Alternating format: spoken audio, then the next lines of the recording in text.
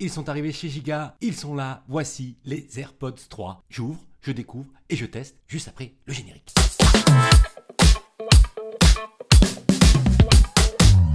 Salut à tous, c'est Giga Content, j'espère que vous allez bien, j'espère que tu vas bien. Si tu es nouveau sur ma chaîne, eh bien bienvenue à toi. Enfin les AirPods 3e génération sont arrivés. Ils sont sur mon bureau depuis hier et j'ai attendu sagement mais difficilement pour les ouvrir avec vous et qu'on partage ensemble ce moment. On va découvrir ensemble le nouveau design des écouteurs sans fil d'Apple avec pas mal de différences avec la génération précédente, vous allez voir. Je vous parlerai aussi des nouvelles fonctions pour bien sûr terminer par un test ou plutôt une prise en main rapide et un premier avis sur ces nouveaux AirPods. Je ferai une vidéo de test complet dans 2 ou 3 semaines pour vous donner mon avis définitif. Et pour ne pas rater ce test, pense à t'abonner et activer les notifications, c'est gratuit et sans douleur. Allez, j'ai assez attendu, commençons par un déballage.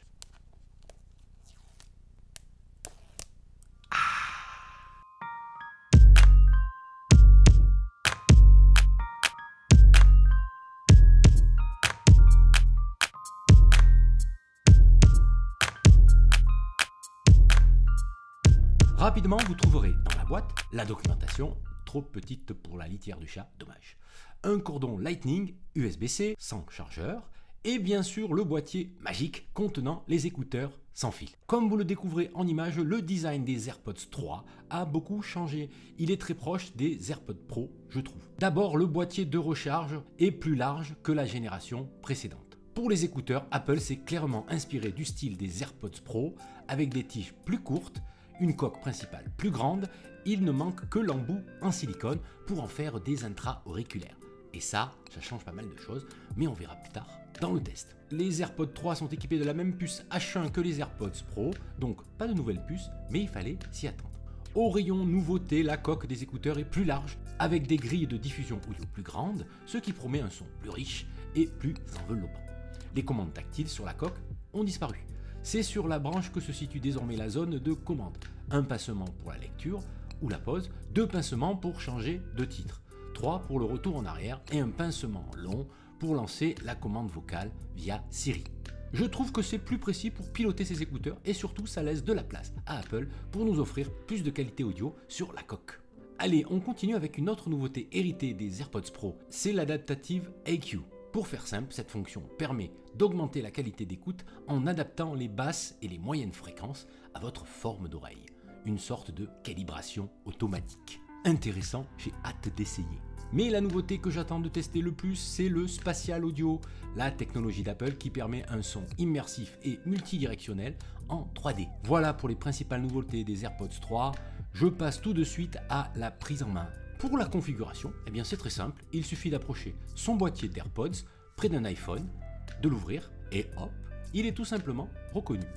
Ensuite, dans les paramètres de l'iPhone, il faut activer la fonction spatialisation si vous voulez en profiter. Ils sont prêts à être glissés dans les oreilles. Bon, je vous laisse, je vais les essayer tout de suite. Vous restez là, vous ne bougez pas, j'en ai pour 2 heures. Me voilà de retour et j'ai donc testé les AirPods 3 dans mon salon au calme, dans la rue en déplacement et pendant un grand prix de moto. Non, c'est pas vrai. C'est juste pour placer un grand bravo à Fabio Quartararo, premier français champion du monde de MotoGP. Je mets un grand pouce bleu et toi aussi si tu aimes un peu ou beaucoup cette vidéo, pense au pouce bleu.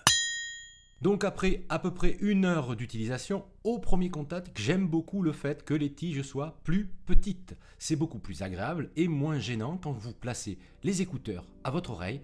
Ils épousent mieux le lobe. En plus, ils entrent plus facilement dans les logements du boîtier. C'est vraiment sympa en comparaison aux AirPods 2. Je les trouve plus confortables, en tout cas pour une petite heure d'utilisation. Concernant les nouvelles commandes sur la branche, c'est une habitude à prendre, mais je me suis adapté facilement au fameux pincement. Rien de très compliqué en tout cas. C'est une façon plus marquée de commander ces AirPods. C'est beaucoup moins sensible que les commandes tactiles des AirPods 2 par exemple. Là aussi, c'est plutôt pratique. Parlons maintenant du sujet principal, bien sûr, c'est l'expérience audio. Il y a une vraie différence avec les AirPods 2, c'est clair. La qualité sonore est bien meilleure. On retrouve des basses plus présentes, un son plus large si je puis dire. Mais bien sûr, la différence vient surtout du son spatial.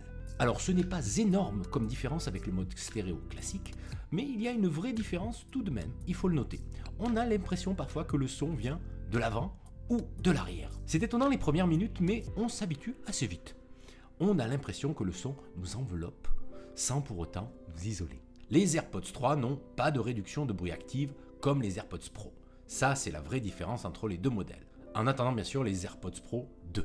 Alors vous savez, c'est les fameux embouts de plastique qui font des AirPods Pro des intra-auriculaires. À chacun ses goûts dans ce domaine. Pour ma part, les intra-auriculaires, je ne suis pas fan. Je préfère un casque à réduction de bruit active enveloppant que j'utilise chez moi pour regarder un film ou une série en solo.